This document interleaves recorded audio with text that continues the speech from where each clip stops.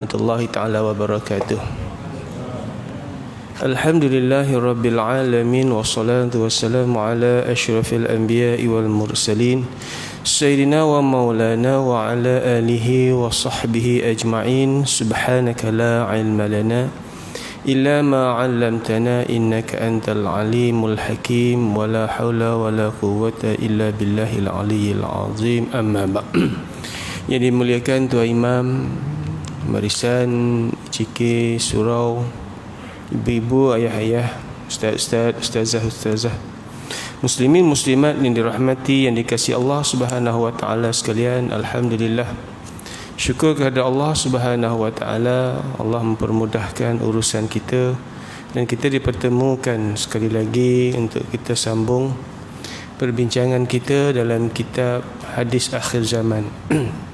Yang mana pada malam ini kita akan masuk perbincangan kita kepada hadis yang ke-12 dengan tajuk sifat amanah yang hilang sedikit demi sedikit. Dan tadi dirahmati Allah Subhanahu wa taala, hadis yang diriwayatkan daripada Huzaifah bin Yaman radhiyallahu anhu.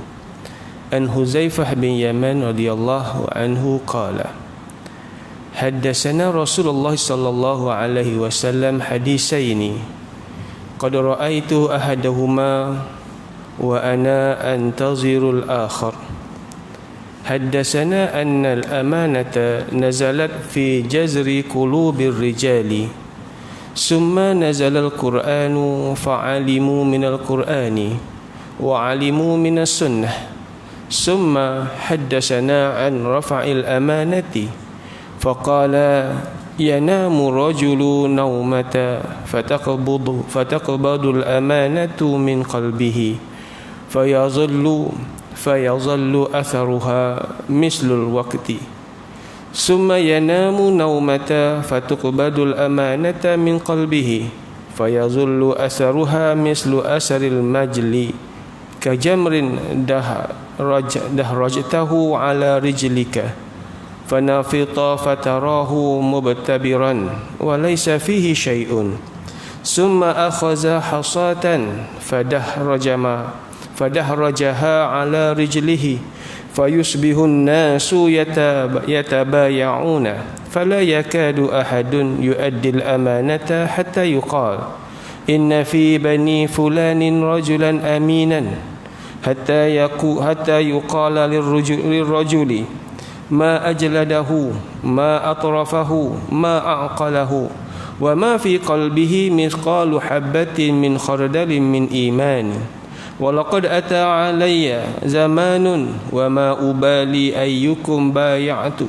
la in kana musliman la yaruddannahu alayya dinuhu wa in kana nasraniyan aw yahudiyan la yaruddannahu alayya sa'ihi wa amma al-yawma fama kuntu ubayyi'u minkum illa fulanan wa fulanan.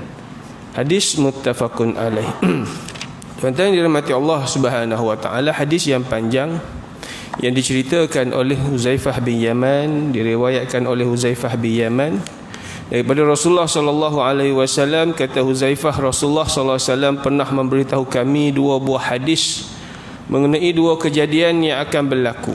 Dua kejadian yang pasti akan berlaku. Yang pertama saya sudah lihat, sedang yang kedua saya ternanti-nantikannya.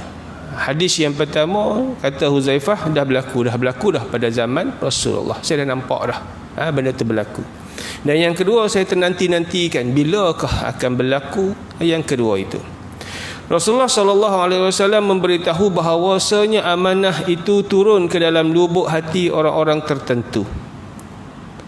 Kemudian turunlah Al-Quran, maka orang-orang itu lalu mengetahuinya melalui panduan Al-Quran dan mengetahuinya melalui panduan As-Sunnah. Itu hadis yang pertama tentang yang Nabi sebut, yang kata Huzaifah, hadis yang pertama ni. Dah nampak dah siapakah orang-orang yang dipilih, diberikan amanah itu. Baik. Selanjutnya Rasulullah sallallahu alaihi wasallam menceritakan kepada kami tentang hilangnya amanah. Hadis yang kedua tentang hilangnya amanah pula. Baik. Lalu baginda Rasulullah sallallahu alaihi wasallam bersabda, seseorang itu tidur sekali tidur, lalu diambillah amanah itu dari dalam hatinya. Kemudian tertinggallah bekasnya seperti bekas yang ringan sahaja. Baik. Kemudian ia tertidur pula, lalu diambillah amanah itu dari dalam hatinya, maka tinggallah bekas seperti lepuh di tangannya, menggelembung di tangan daripada bekas kerja berat, contoh seperti menggunakan kapak atau cangkul. Baik. Jadi seperti bara api yang kau gilingkan dengan kakimu, kemudian menggelembunglah ia dan engkau melihat ia meninggi padahal tidak ada apa-apa. Dan ketika Rasulullah sallallahu alaihi wasallam menceritakan hadis itu, baginda mengambil sebiji batu kecil lalu menggilingkannya dengan kakinya. Kemudian berpagi-pagilah, jadilah orang ramai berjual beli. Maka hampir sahaja tiada seorang pun yang suka menunaikan amanah, sampai dikatakan orang bahawasanya di kalangan Bani Fulan, yakni di kampung tertentu itu, ada seorang yang sangat baik memegang amanah, sangat boleh dipercayai, dan orang ramai mengatakan alangkah tekunnya dalam bekerja, alangkah bagusnya, indahnya pekerjaan orang ini, alangkah pula cerdiknya otak dia, orang dak kata pada orang tadi. Padahal sebenarnya di dalam hati orang itu, di dalam hatinya sudah tiada lagi keimanan, sekalipun hanya seberat timbangan biji sawi. Maka sesungguhnya telah sampai masanya, saya pun tidak mempedulikan, kata Rasulullah, di manakah di antara kamu semua yang saya hendak berjual beli. Jikalau ia seorang Islam, maka agamanya lah yang akan mengembalikan kepadaku, yakni agamanya lah yang akan menahannya daripada khianat. Dan jikalau ia seorang Nasrani ataupun Yahudi, maka mereka yang bertugas, yakni pemimpin-pemimpin kepada Nasrani dan Yahudi tadilah yang akan membantu aku untuk mendapatkan semua hak-hakku daripadanya. Adapun pada hari ini, maka kata Rasulullah, aku tidak pernah berjual beli dengan kamu semua kecuali dengan fulan dan fulan, yakni dengan orang-orang tertentu. Hadis sahih riwayat Imam Bukhari dan juga Imam Muslim. Baik tuan-tuan yang dirahmati Allah Subhanahu wa taala. Secara ringkasnya dalam hadis ini Rasulullah menceritakan tentang bagaimana amanah itu dicabut daripada manusia ini. Dalam sekelip mata Allah Subhanahu wa taala menghilangkan sifat amanah, yang mana disebutkan dalam hadis Rasulullah ini, ketika dia tidur lalu dicabut, tinggal bekas, tak terasa apa-apa pun, hilang amanah. Tidur lagi, cabut lagi, hilang bekas, ada kesan sikit. Adakah dia rasa rugi, dia rasa menyesal? Tak ada rasa apa-apa. Satu masa nanti akan berlaku begitu. Manusia ni tak kisah dah, amanah kau tak amanah kau, tak menjadi satu masalah dah. Yang penting dia dapat apa yang dia hendak. Itu maksud Nabi. Amanah kau tak amanah kau, itu letak tepi. Yang penting apa yang dia hendak, apa yang dia mahu, apa yang dia inginkan, itu tercapai. Baik, itu yang disebutkan. Kemudian sampai satu masa pula, kata Nabi SAW, apabila orang ramai berjual beli, ketika itu tak ada seorang pun yang boleh dipercayai dalam bab amanah, dalam bab jual beli ni. Habis semua orang ni, tak ada amanah belaka dalam jual beli. Bahkan sehingga disebut, kata Nabi, adalah seorang tu baik, bagus, amanah dia. Ada orang sebut di kampung sekian-sekian tu adalah orang amanah, orang yang otak dia cerdik dan sebagainya. Padahal dari segi zahirnya nampak dia tu amanah, tetapi hakikatnya tidak ada iman di dalam diri orang tadi. Manusia nampak dia amanah luarannya, tapi hakikatnya tak ada. Itu kata Nabi SAW. Dan Nabi kata pada penghujung hadis ini bahawasanya Rasulullah, kalau dulu dia kata ada orang yang boleh dipercayai, tapi sampai masa dah sekarang ni tak ada dah dia percaya. Kalau orang Islam dia mengharapkan kepada iman untuk menjaga amanah tadi. Kalau orang bukan Islam, apa yang akan menjaga dia, membantu Rasulullah dalam bab amanah ini, kata Rasulullah? Pimpinan-pimpinan, pemimpin-pemimpin mereka. Bahkan Nabi kata, Nabi sebut, hujungnya Nabi sebut orang-orang tertentu sahaja yang baginda Rasulullah akan berjual beli. Baik tuan-tuan, itu hadis yang disebut oleh Rasulullah SAW. Hadis yang panjang ini nak menceritakan situasi yang akan berlaku pada akhir zaman nanti. Situasi suasana akhir zaman di mana sifat amanah yang mana disebut di dalam Al-Quran, inna aradna al-amanata 'ala as-samawati wal ard wal jibal fa abaina an yahmilnaha wa ashfaqna minha wa hamalaha al-insan innahu kana zaluman jahula. Maksudnya sesungguhnya kami telah mengemukakan amanah ini kepada langit dan bumi serta gunung ganang untuk mereka ini pikul. Allah Ta'ala sebelum diajukan amanah ni kepada manusia, diajukan dulu pada gunung ganang, bukit bukau. Nakkah tanggung amanah ini? Baik. Maka mereka, yakni langit, yakni bumi, bukit bukau dan sebagainya, mereka enggan memikul dan bimbang. Kenapa tak nak pikul ni? Kerana bimbang tidak dapat menyempurnakan amanah yang akan diberikan, kerana tidak ada pada mereka itu persediaan untuk memikulnya. Dan pada ketika itu manusia dengan persediaan yang ada padanya, Allah Ta'ala berikan kepada manusia itu akal, Allah Ta'ala berikan pada manusia itu kekuatan, kemampuan jiwa dan sebagainya. Maka itu persediaan yang Allah Ta'ala berikan kepada kita, sanggup memikul amanah tadi. Kata Allah Ta'ala sambung, dan ingatlah sesungguhnya tabiat kebajikan manusia itu adalah suka melakukan kezaliman dan suka pada membuat perkara-perkara yang tidak patut dikerjakan. Ini amanah, asalnya amanah ini, tuan-tuan. Baik, apakah amanah ni, tuan-tuan? Apa dia amanah ni? Persoalan kita dia sebut amanah-amanah. Apa dia amanah? Baik, amanah ini terbahagi kepada dua, tuan-tuan. Pertama, amanah kita dengan Allah, dan yang kedua, amanah kita sesama manusia. Apa dia amanah kita dengan Allah? Allah Ta'ala suruh kita duduk atas muka bumi ni, tujuan dia apa? Suruh beribadah, menjadi hamba kepada dia, yakni bertauhidkan kepada tauhid Allah yang esa. Itu amanah yang pertama kita dengan Allah. Allah Ta'ala tak suruh kita duduk atas muka bumi cari agama lain. Inna dina indallahil Islam. Allah Ta'ala sebut dah, tidak ada dah agama lain selain daripada agama di muka bumi ni melainkan agama Islam. Itu amanah yang pertama, kena. Dan Alhamdulillah kita semua terpilih, kita semua terpilih untuk melaksanakan amanah yang pertama ini. Kita terpilih, tuan-tuan, untuk menjadi hamba-hamba Allah yang bertauhidkan Allah yang esa. Terpilih, tuan-tuan. Syukur, Alhamdulillah. Kerana ramai lagi di luar sana yang tidak diberikan benda ini.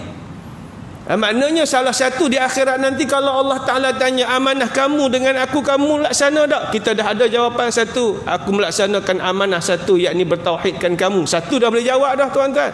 Tapi setakat mana terima tu belum tahu lagi. Jawab dah boleh dah. Macam budak masuk periksa, tuan-tuan. Yang penting jawab betul tidak dan cerita lain, tuan-tuan. Masuk periksa, boleh jawab? Boleh. Betul ke tidak tak tahu. Itu dia. Mana kita sekurang-kurang dah boleh jawab dah. Satu kita jawab. Yang kedua, amanah kita kepada Allah lagi apa dia? Untuk mengikut Rasulullah sallallahu alaihi wasallam, syariat yang dibawa oleh Rasulullah sallallahu alaihi wasallam juga alhamdulillah kita ikut. Kita ikut, alhamdulillah. Kita solat, kita puasa, kita bayar zakat, kita pergi haji dan sebagainya, kita buat, alhamdulillah. Tapi setakat mana tepat ke tidak kita ikut, sebanyak mana kita ikut, bersungguh ke tidak kita ikut, itu persoalan lain. Tapi sekurang-kurangnya dah ada jawapan di situ. Amanah aku kepada kamu di atas muka bumi untuk ikut syariat yang diajar oleh Rasulullah. Macam mana kamu ikut? Ikut. Baik. Yang ketiga ialah amanah kita kepada amanah kita kepada Allah ialah Allah Ta'ala memberikan panca indera, anggota badan kepada kita. Bagi mata, bagi telinga, bagi semua panca indera ni tujuan dia apa? Untuk guna macam mana? Untuk guna mengkaji, mencari kebesaran Allah Subhanahu Wa Ta'ala. Alhamdulillah kita ada, dan kita kadang-kadang kalau kita tengok benda pelik kita sebut Masya Allah, kita sebut. Kita dapat nikmat kita sebut Alhamdulillah. Kita tengok suatu perkara yang berlaku kita sebut Allahu Akbar. Subhanallah, Alhamdulillah. Kita ada benda-benda begitu sekurang-kurangnya. Dan yang terakhirnya ialah amanah ilmu. Allah Ta'ala beri kepada kita ilmu. Daripada ilmu itulah kita boleh hidup atas muka bumi ni. Daripada ilmu itulah kita boleh menjalankan kehidupan kita dengan baik atas muka bumi. Dan amanah ilmunya apa dia, tuan-tuan? Amanah ilmu ialah untuk kita sampaikan kepada orang lain. 4 perkara ni amanah kita dengan Allah Subhanahu Wa Ta'ala. Amanah kita untuk bertauhidkan Allah. Ini Allah Ta'ala letak atas muka bumi untuk cari siapa? Untuk cari Tuhan. Tuhan mana? Dia. Letak kita atas muka bumi untuk ikut syariat, untuk beragama. Agama apa? Agama yang bawa oleh Rasul dia. Amanah kita letak atas muka bumi untuk apa? Untuk jaga anggota badan supaya jangan guna untuk benda buruk. Allah Ta'ala jaga. Suruh kita, mata jangan tengok benda tak baik, tangan jangan guna untuk benda tak baik, mulut jangan masuk benda-benda haram dan sebagainya. Alhamdulillah, itu amanah kita. Dan yang ketiga, kita diamanahkan cari ilmu atas muka bumi dan sebar ilmu atas muka bumi ini. 4 ini amanah kita dengan Allah Subhanahu Wa Ta'ala. Kemudian amanah yang kedua ialah amanah sesama manusia. Hadis yang kita bincangkan ini lebih menjurus kepada amanah kita dengan manusia. Apa dia amanah kita dengan manusia? Hak sesama manusia. Hak manusia, hak jiran, hak kawan-kawan, hak sesama muslim, hak sesama manusia sendiri. Sama-sama hidup atas muka bumi, masing-masing ada hak. Adakah kita memberi hak yang sepatutnya mereka dapat? Adakah jiran kita beri hak jiran? Adakah isteri kita, suami kita beri hak mereka? Adakah anak-anak kita beri hak-hak mereka? Itu juga amanah, tuan-tuan. Banyak amanah ni. Sesama manusia ni banyak. Hak sesama manusia. Yang kedua ialah harta dan kehidupan. Kehidupan dan hak yang kedua ialah kehidupan individu dan juga harta yang dimiliki. Secara individu kita ada hak, kita ada amanah atas diri kita. Amanah kita kena jaga dan sebagainya untuk diri kita dan juga dengan orang lain. Setiap individu ada hak dia, ada amanah dia. Baik. Yang ketiga disebut ialah keluarga. Tentang keluarga, harta dan keluarga. Baik. Itu amanah juga. Kita diberikan anak, kita diberikan harta. Harta kita ada amanah dia, kena keluar zakat, itu amanah. Harta kita Allah Ta'ala beri kepada kita untuk kita guna, untuk bersedekah, itu amanah. Harta yang Allah Ta'ala beri kepada kita untuk kita guna, untuk apa? Untuk kebaikan, itu amanah. Baik. Keluarga Allah Ta'ala beri, kita kena didik dengan didikan yang terbaik, itu amanah. Dan seterusnya, yang terakhir ialah sesama manusia adalah amanah dari segi kedudukan dan tanggungjawab. Kedudukan dan tanggungjawab. Yang ini yang selalu kita bincangkan. Kedudukan dan tanggungjawab. Kita diberikan amanah untuk jaga sesuatu tempat. Kedudukan kita diberi. Tanggungjawab kita buat ke tidak? Kita diberi amanah untuk berniaga. Amanah berniaga ni, tuan-tuan. Kemudian adakah kita melaksanakan tanggungjawab kita sebagai seorang peniaga? Maka itu 4 perkara amanah dari segi sesama manusia.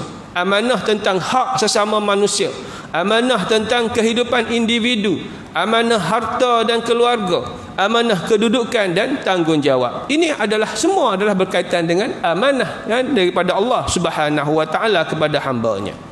Baik, manakala hadis ini dan juga ayat yang kita bacakan tadi disebut oleh Imam Al-Qurtubi, amanah ini merangkumi semua tugas suci agama. Menurut pendapat yang paling sahih, ia adalah pendapat majoriti ulama. Mereka hanya berselisih pendapat di dalam perincian kepada amanah. Amanah ni dalam semua perkara, tuan-tuan. Tok Imam ada amanah dia, kena laksanakan tugas sebagai imam. Bilal ada amanah dia, melaksanakan tugas sebagai Bilal. Suami ada amanah dia, melaksanakan tugas sebagai suami. Apa dia? Membahagiakan isteri, tak kira dengan cara macam mana sekalipun. Isteri ada amanah dia, membahagiakan suami, cara macam mana sekalipun dia mesti membahagiakan suami dia. Anak taat kepada ayah. Ayah amanah dengan anak, mesti memberikan hak-hak anak, pendidikan, perlindungan dan sebagainya. Baik, dia merangkumi semua. Manakala dari segi kedudukan kita dengan manusia lain, tanggungjawab kita itu juga amanah, tuan-tuan. Maka apabila sebut perkataan amanah ni, kita jangan letak amanah ni kalau aku ada jawatan aku laksana dak tanggungjawab aku. Tidak, amanah ni luas. Luas. Dia merangkumi segala-gala. Merangkumi segala apa yang ada dalam agama suci kita ini. Baik. Ibnu Mas'ud berkata amanah ialah itu adalah amanah harta seperti kiriman dan sebagainya. Ada juga Ibnu Mas'ud sebut disebutkan amanah ni adalah tentang kiriman, amanah harta, benda-benda kiriman itu juga amanah. Bahawa diriwayatkan juga amanah itu ada dalam ilmu fardu, ibadah fardu. Utamanya adalah amanah harta. Yang paling utama apabila sebut tentang amanah ni, dia akan melibatkan harta. Hak paling besar biasanya orang akan pergi pada pandangan apa dia amanah berkaitan dengan harta. Biasanya begitu yang kita faham dalam bab amanah ini. Baik, tuan-tuan yang dirahmati Allah Subhanahu wa taala. Dalam satu hadis Nabi sallallahu alaihi wasallam menyebutkan berkenaan dengan amanah ini. An Abi Hurairah radhiyallahu anhu qala Rasulullah sallallahu alaihi wasallam, "Idza udhi'atil amanah fantaziru sa'ah." Apabila diserahkan amanah itu, didaiatkan, disia-siakan amanah itu, maka tunggulah saah kehancuran ataupun kebinasaan ataupun kiamat nak mari dah. Baik. Qala, kata sahabat, kaifa adha'ataha? Bagaimana amanah ini disia-siakan?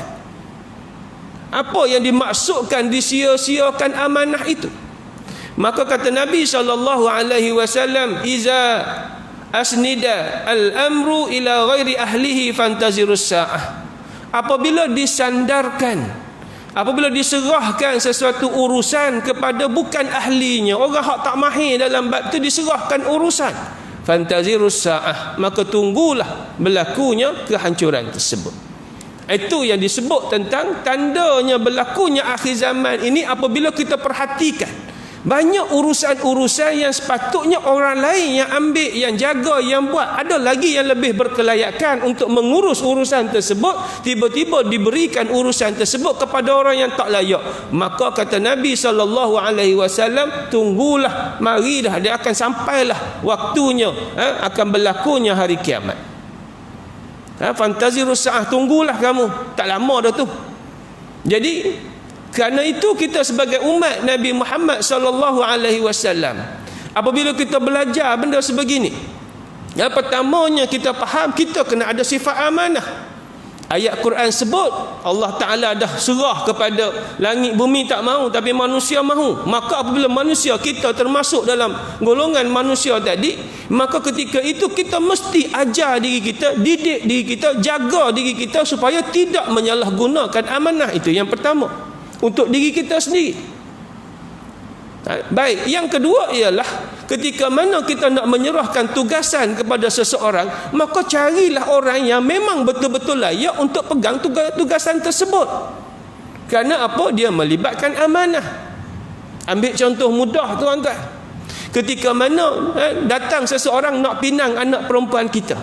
Anak perempuan itu amanah kita ke tidak, tuan-tuan? Amanah. Maka wajib atas kita untuk selidik yang datang tu. Apa yang kita nak selidik? Biasa orang kita tanya soalan pertama, kerja apa? Soalan pertama dia tanya, kerja apa? Budak ni kerja apa? Soalan pertama. Adakah kerja itu menjamin kehidupan di akhirat nanti, tuan-tuan? Adakah kerja itu akan menjamin? Tuan-tuan, ada anak, saya ada anak perempuan, tuan-tuan ada anak perempuan, mungkin dah ada cucu dan sebagainya. Ketika mana datang orang nak pinang anak kita, apa soalan yang kita tanya anak kita tu? Anak kita kata ada orang nak mari datang, nak merisik ni ayah, abah. Apa soalan kita tanya anak kita? Dia kerja apa, Kak Long? Soalan.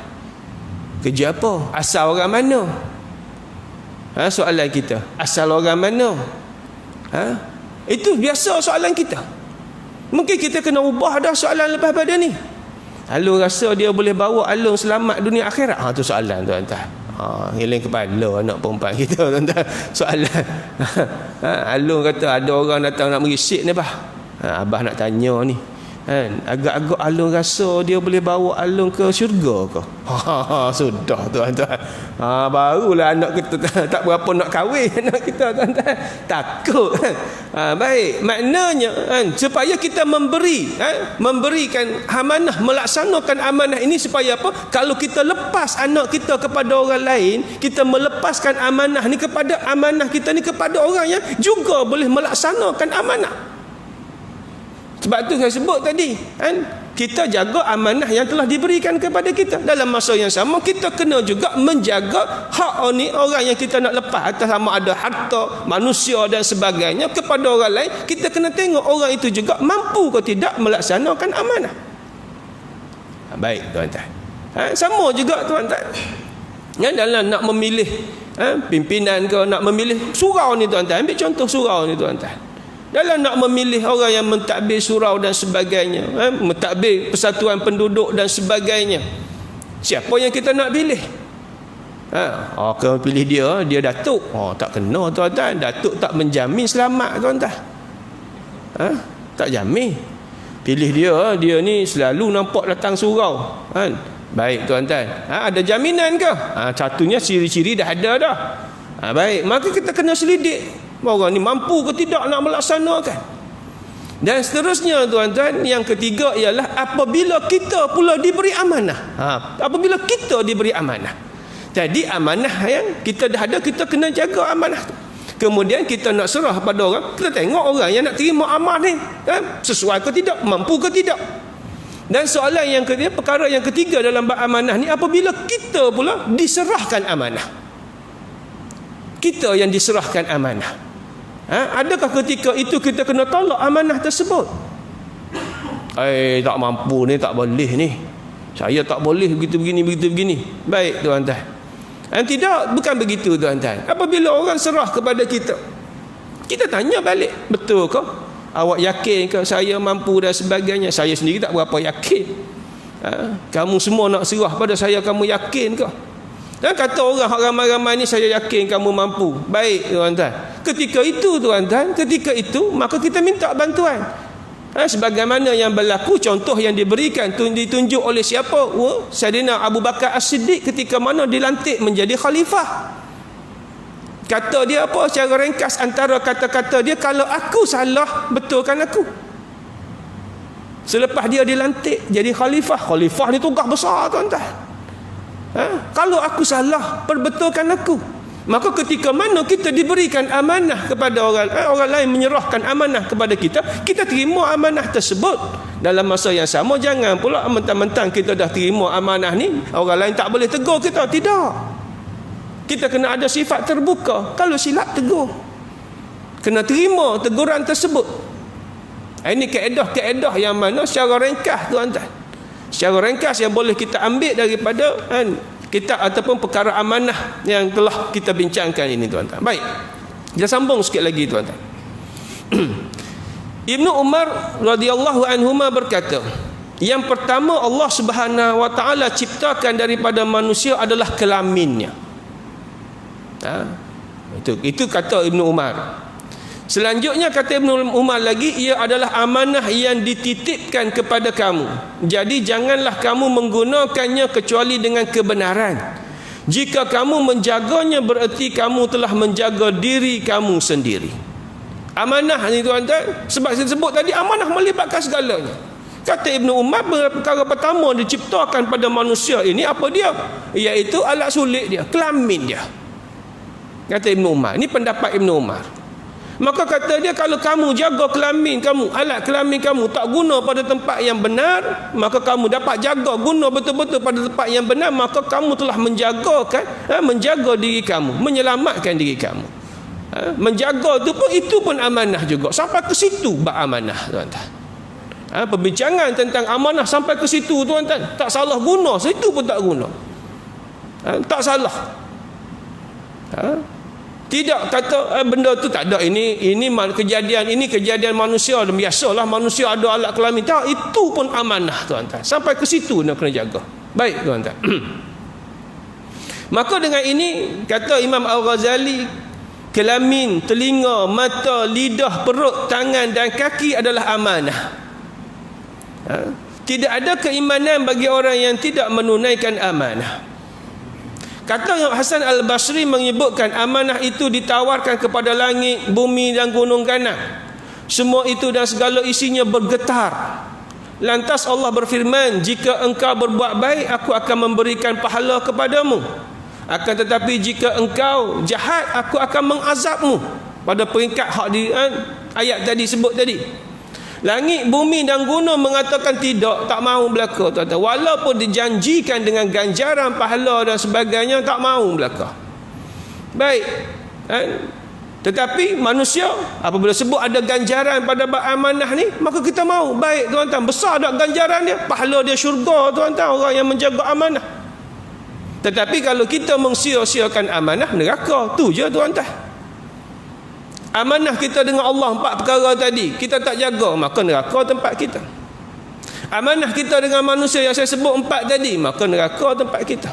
3 perkara, amanah diri kita, amanah kita nak serah pada orang lain. Apabila diserah pada kita amanah tersebut, kalau kita jaga baik-baik tuan-tuan, buat setakat kita mampu, sekadar kita mampu, semampu mungkin, sedaya mungkin, maka ke mana tempat kita sudahnya di akhirat nanti? Syurga tuan-tuan. Tiada tempat lain. Jangan bimbang tuan-tuan. Ketika mana orang serahkan tugasan kepada kita sebagai jaga amanah tuan-tuan. Contohnya bendahari tuan-tuan. Jaga duit, amanah jaga duit. Dia jaga sungguh-sungguh duit dia. Duit surau dia jaga sungguh-sungguh. Jaga baik-baik. Walaupun orang kata payah main bendahari nak duit, nak keluar duit 100 pun payah. Contoh tuan-tuan. Selalu bendahari kena kutuk tuan-tuan kalau payah keluar duit. Bendahari kena tuan-tuan. Payah bendahari nak keluar duit. Orang paling suka kalau bendahari nak keluar duit, okey nak bila? Tu paling suka tu. Tapi kalau bendahari kata nak boleh kena buatlah sikit surat permohonan. Geleng kepala selalu. Sikit-sikit surat, sikit-sikit surat. Baik. Tapi kalau bendahari kata nak bila, nak berapa? Bawa keluar buku cek selalu. Tu orang paling suka tuan-tuan. Kekal 10 tahun bendahari. Baik tuan-tuan. Baik. Jadi dia jaga sungguh. Dia memayahkan tu kenapa? Dia nak jaga supaya tak salah guna. Contoh begitu tuan-tuan. Maka adakah bagi dia tu, kalau orang manusia tak suka belaka dekat dia, manusia tak suka sebab dia payah ni. Bukan kata dia payah tak nak keluar, tak, dia payah supaya tidak berlaku kesalahan dalam dia menguruskan benda tersebut. Orang tak suka. Manusia tak suka, tapi tak apa, di akhirat Allah Ta'ala suka orang begitu. Tuan-tuan, ada anak perempuan saya bagi contoh tadi, payah nak cari pasangan hidup dia. Orang kata payah tu dengan pakcik tu, jangan main tu, dia teliti sungguh. Kamu nak minta anak perempuan dia, geleng kepala. Baik, manusia kata payah. Tetapi adakah Allah Ta'ala marah pada kita? Tidak. Apabila datang kepada kamu seorang lelaki yang kamu yakin dari segi agama dia, segi akhlak dia, maka nikahkanlah. Syarat dia agama, akhlak. Nabi kata. Jadi kita kena jaga begitu. Begitu juga kalau dalam kita berniaga. Dalam kita berniaga, kita amanah dalam berniaga. Jual beli kita amanah, tak berlaku penipuan. Tak berapa nak untung mana, timbangan kita tak tipu. Tak cari untung berlipat kali ganda, lebih-lebih sangat. Ketika itu tak nampak untung sangat dunia ni, tak kaya. Tapi di akhirat Allah akan memberi kekayaan kepada kita. Ketika mana Allah Subhanahu Wa Taala serahkan manusia serahkan kepada kita amanah dia dari segi harta dan sebagainya, kita jaga sungguh-sungguh sebagaimana kita jaga harta kita, maka ketika itu ganjaran di akhirat cukup besar tuan-tuan. Baik. Bahkan sifat amanah ini adalah sifat apa tuan-tuan? Sifat para nabi, para rasul. Tak lari dah tuan-tuan. Sifat para nabi, para rasul. Bahkan Nabi Muhammad sendiri disebut sebagai Al-Amin, orang yang amat dipercayai. Amin ni amanah. Yang sangat dipercayai. Sebelum dilantik jadi rasul dah pun orang percaya. Bahkan ketika mana dia menjadi rasul sekalipun, orang Mekah tak suka pada Nabi sebab Nabi bawa ketika itu, tak suka sebab apa? Nabi bawa agama Islam. Tetapi dalam keadaan tersebut orang percaya untuk serah kepada Nabi harta untuk dijaga. Itu sifat dia. Walaupun orang tak suka kita, tapi orang percaya. Tu hebat-hebatnya tuan-tuan. Baik. Imam Mujahid mengatakan, ketika Allah menciptakan Adam, amanah itu ditawarkan kepadanya. Adam menerima amanah tadi, lalu Allah Subhanahu wa taala berkata, engkau telah menanggungnya. Tidak terlepas kemungkinan bahawa penawaran amanah ini kepada langit, bumi dan gunung sebagai pilihan sahaja, bukan keharusan. Kalau Allah mengharuskan kepada langit, bumi dan gunung untuk memikulnya, nescaya semua tidak akan menolaknya. Ayat tadi sebut bawa ke langit dan sebagainya. Itu sebagai satu pilihan. Tetapi memang Allah nak jadikan, Allah dah jadikan. Bukan pula kita baca ayat tadi, ni sebab langit tak terimalah kita kena pikul. Tidak tuan-tuan. Sebenarnya Allah Ta'ala nak bagi satu perumpamaan benda berat. Allah Ta'ala memang ciptakan amanah ini untuk dipegang oleh siapa? Oleh manusia. Sebagaimana jangan kita salah faham kisah Nabi Adam AS. Daripada syurga diletak kepada bumi tuan-tuan. Kita jangan salah faham. Jangan pula kita kata ni silap Nabi Adam ni pakat duk bumi belakang kita ni. Jangan. Memang Nabi Adam tu dicipta khalifatu fil ard. Allah Ta'ala sebut dah, aku ciptakan Adam untuk jadi khalifah di muka bumi, bukan jadi khalifah di syurga. Cuma duduk dulu syurga. Duduk dulu syurga, cipta duduk dalam syurga dulu supaya tahu nikmat syurga, rasa seronok duduk dalam syurga. Supaya apa, nanti kamu turun ke bumi, kamu nak balik semula ke syurga, seronoknya syurga. Itu tujuan kita kena tengok begitu. Nabi Adam dicampak ke bumi, Nabi Adam sedih. Padahal kita duduk atas muka bumi ni, kita rasa nikmat sungguh atas muka bumi ni. Sedap sungguh atas muka bumi. Apa tak sedapnya tuan-tuan? Makan sedap, tidur sedap. Segala benda ada tuan-tuan. Sedap-sedap belaka tuan-tuan. Atas muka bumi. Puas tak tuan-tuan duduk atas muka bumi ni? Ada rasa puas tak? Oh, puas dah aku duduk atas muka bumi ni.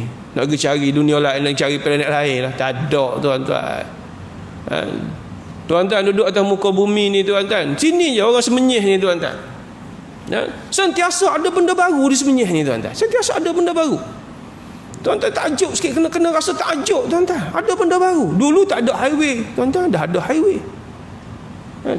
Naik ke atas tu tuan-tuan kan. Ini pula nak besar jalan pula, ada je benda baru tuan-tuan. Sentiasa. Dulu tak ada universiti semenyih. Sekarang ni orang cari semenyih ada universiti tuan-tuan. Ke tuan-tuan tak perasan ada universiti semenyih ni? Tak perasan? Orang semenyih pun tak perasan. Ya macam ya tak ya je ada universiti. Ada tuan-tuan. Dulu tak ada. Sentiasa ada benda baru tuan-tuan. Sebab tu tuan-tuan tak puas. Contoh kita surau ni tuan-tuan. Dulu kapek lain ni kapek lain. Seronok tak? Seronok sikit. Dulu aircon tak berapa sejuk macam ni. Ni sampai ke kaki dah sejuk ni. Tadi masuk cek 36 lebih. Rasa kalau keluar sekarang 34 ni. Dia punya sejuk ni tuan-tuan. Pernah tak kita rasa puas? Tak. Tetapi kenapa Adam tu diletakkan syurga dulu baru letak di muka bumi? Supaya ada kerinduan untuk balik ke syurga. Baik. Sama juga kita diberikan amanah. Nampak macam berat amanah ni. Dah masuk waktu cepat sungguh. Tak apa tuan-tuan, lajak sikit tak apa kan. Tuan-tuan jangan buat repot, nanti tarik saya punya tauliah naya saya. Jangan pakat buat repot. Ustaz tu lajak lepas 10 minit 15 minit repot-repot ke mak habis taulah saya tuan-tuan. Baik. Sama juga cerita amanah ni. Beratnya sampai apa? Gunung ganang hak besar tak sanggup terima. Tapi memang diciptakan amanah ni untuk manusia. Sebab dengan manusia tu ada akal. Dengan manusia ada hati, ada jiwa. Ini hak boleh menjaga amanah ni. Baik tuan-tuan. Para fuqaha dan lainnya berkata penawaran amanah di dalam ayat ini adalah sebagai contoh sahaja, mengingatkan besarnya fizikal langit, bumi dan gunung. Kalau langit, bumi dan gunung mampu memikulnya, maka semuanya akan merasa berat mengikut syariat kerana adanya pahala dan hukumannya. Taklif itu merupakan perkara yang besar sehingga langit, bumi dan gunung tidak mampu memikulnya. Asalnya tak mampu tuan-tuan. Tetapi manusia mampu. Ini kehebatan ciptaan Allah. Kalau kita tengok dalam cerita bab amanah ni, Langit tak sanggup, bumi tak sanggup, gunung kanan tak sanggup, manusia sanggup. Mana lebih hebat manusia dengan langit bumi? Hebat manusia lagi. Kehebatan, keunikan yang ada pada manusia ni tuan-tuan. Unik sungguh kita ni, hebat sungguh kita ni. Akan tetapi yang kita paling bimbang, dah kita hebat-hebat ni tuan-tuan, takut nanti benda yang baik, yang besar yang Allah Ta'ala dah beri kepada kita ni, kita salah guna. Kita mensia-siakan. Sebagaimana hadis yang disebutkan tadi, hadis menunjukkan bahawa sifat amanah akan hilang secara ansur-ansur. Allah Ta'ala cari dulu, tarik sikit terasa hilang. Mula-mula tipu sikit-sikit, tak apalah, sikit-sikit je. Sebagaimana contoh tuan-tuan, contoh berlaku macam mana tuan-tuan, orang suruh kita jaga tanah dia, orang suruh kita jaga harta dia, kita makan sikit-sikit mula-mula tuan-tuan, sikit-sikit, lama-lama kita bedal semua tuan-tuan. Dia sikit-sikit, dia hilang sikit-sikit. Orang suruh jaga kebun durian dia, kebun durian, dia ni duduk jauh, dia suruh jaga kebun durian. Kita mula-mula tak apalah, makanlah sikit sebagai upah contohnya. Ada tak tuan dia kata ada upah? Dia kata tak apalah tuan, dia kata boleh makan sikit-sikit. Lepas pada tu nampak sangat buah banyak sangat, jual sikit. Jual dulu sikit. Akhir-akhir dah rasa manis, dapat untung, habis jual semua. Tuan dia tanya mana? Buah tak jadi tahun ni. Dah tuan tak datang, buah tak jadi. Maknanya hilang sikit-sikit tuan-tuan. Hilang sikit-sikit. Begitu juga kita sebagai seorang suami, amanah kita dengan isteri. Amanah kita dengan isteri. Mula-mula dikatakan bohong sunat sikit. Ni kenapa lambat habis, lambat balik ni bang? Tadi surau tu ustaz tu kuliah panjang. Padahal dia minum kopi dah kedai. Duduk 2-3 hari, kenapa ni? Oh, tahulah makin lama lah ustaz ni. Lepas tu dah lambat sangat balik. Tadi orang ajak mesyuarat. Padahal dia duduk minum kedai janda tuan-tuan, tom yam. Makan tom yam kedai janda tu dia tuan-tuan. Sikit-sikit hilang tuan-tuan. Sikit-sikit hilang. Dia tak jadi jahat terus tuan-tuan. Dia tak jadi orang tu hilang amanah terus tak. Dia hilang sikit. Maknanya benda beginilah yang Nabi sebut. Hilangnya amanah ni. Sikit. Apabila dia buat sikit, dia berani buat sikit, dia akan pergi pada hal lain, lah hilang amanah. Hilang terus. Sehingga tak terasa pun dia tipu isteri dia. Tak terasa. Mula-mula tu rasa bimbang-bimbang, takut-takut juga. Macam orang nak kahwin dua lah tuan-tuan. Handset dia kan, tak bagi isteri dia tengok. Kenapa tak bagi isteri dia tengok? Takut pecah. Tu saya tu, kalau saya kalau mana-mana orang perempuan WhatsApp kat saya delete terus tuan-tuan. Delete terus. Kadang-kadang nakal juga jawapan kita tuan-tuan. Kita bergurau, takut isteri kita baca tidak cara bergurau tuan-tuan. Nanya tuan-tuan. Kita bergurau je dengan dia, dia bergurau kita bergurau dengan dia. Isteri kita baca, ni apa ni bang, letih. Baik delete selalu tuan-tuan. Jangan duduk simpan tuan-tuan. Jangan, bahaya tuan-tuan. Jadi itu amanah, kita kena jaga. Baik tuan-tuan. Baik, seterusnya Ibn Abbas mengatakan bahawa amanah itu ditawarkan kepada Adam dan dikatakan kepadanya, ambillah amanah ini dan segala yang terkandung di dalamnya. Jika engkau taat, aku mengampunimu, tetapi jika engkau derhaka, aku akan mengazabmu. Itu tafsir daripada Ibn Abbas berkenaan dengan ayat berkenaan dengan amanah tadi. Nabi Adam menjawab, saya menerimanya dengan segala yang ada di dalamnya. Semua amanah itu Nabi Adam terima.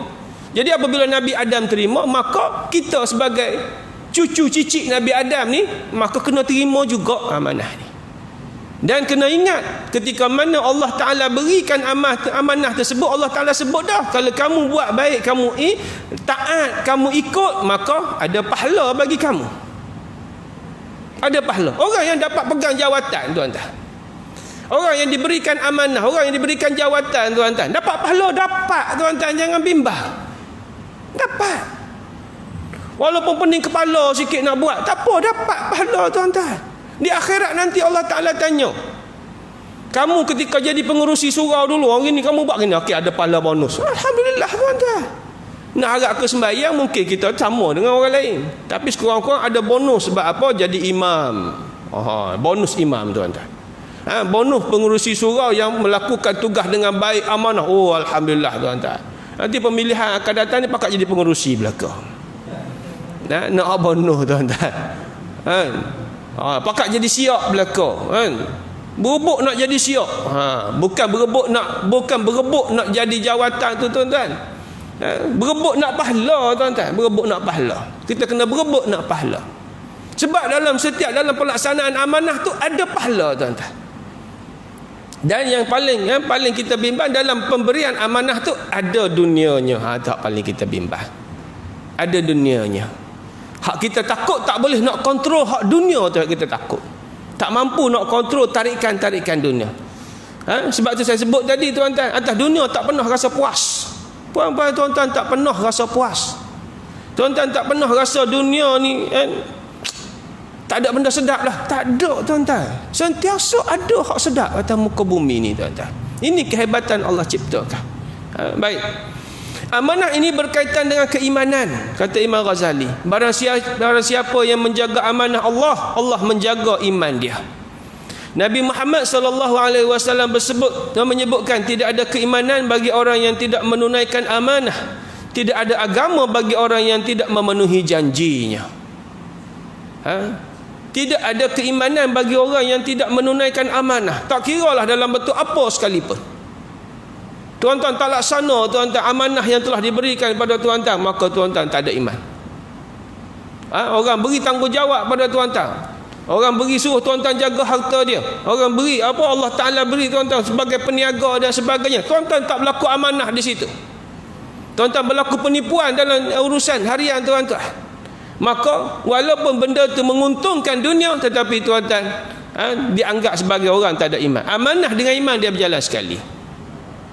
Duduk sekali tuan-tuan. Tak kiralah di peringkat mana. Pimpinan, pemimpin negara ke, pemimpin peringkat kawasan ke, peringkat negeri ke dan sebagainya. Dalam surau ke, mereka yang pegang akaun bank ke dan sebagainya, mereka pegang harta negara dan sebagainya. Kalau mereka tidak melaksanakan amanah ini, maka orang itu tak ada iman tuan-tuan. Apa guna kita tuan-tuan? Apa guna kita hidup di atas muka bumi kalau kita tak ada iman tuan-tuan?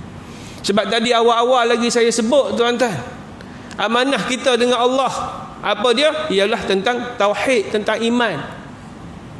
Kita kena beriman dengan Allah. Itu adalah amanah yang kita dengan Allah Subhanahu wa taala. Baik.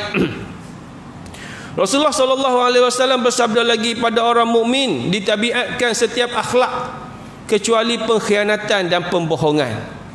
Khianat dan bohong ni bukan sifat orang mukmin.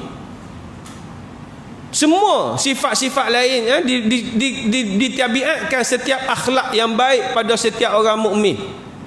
Kalau kita ni orang mukmin, kita nak mengaku kita ni mukmin, maka semua sifat baik kena ada pada kita. Maka jangan ada pada kita pembohongan dan pengkhianatan. Maka kalau ada bohong, ada khianat, maka kita terkeluar daripada kategori mukmin. Baik. Kata Nabi lagi, umatku sentiasa berada dalam kebaikan selama mana tidak melihat amanah sebagai bebanan dan sedekah sebagai kerugian. Ini saya sebut tadi, kalau orang beri amanah, jangan anggap dia beban.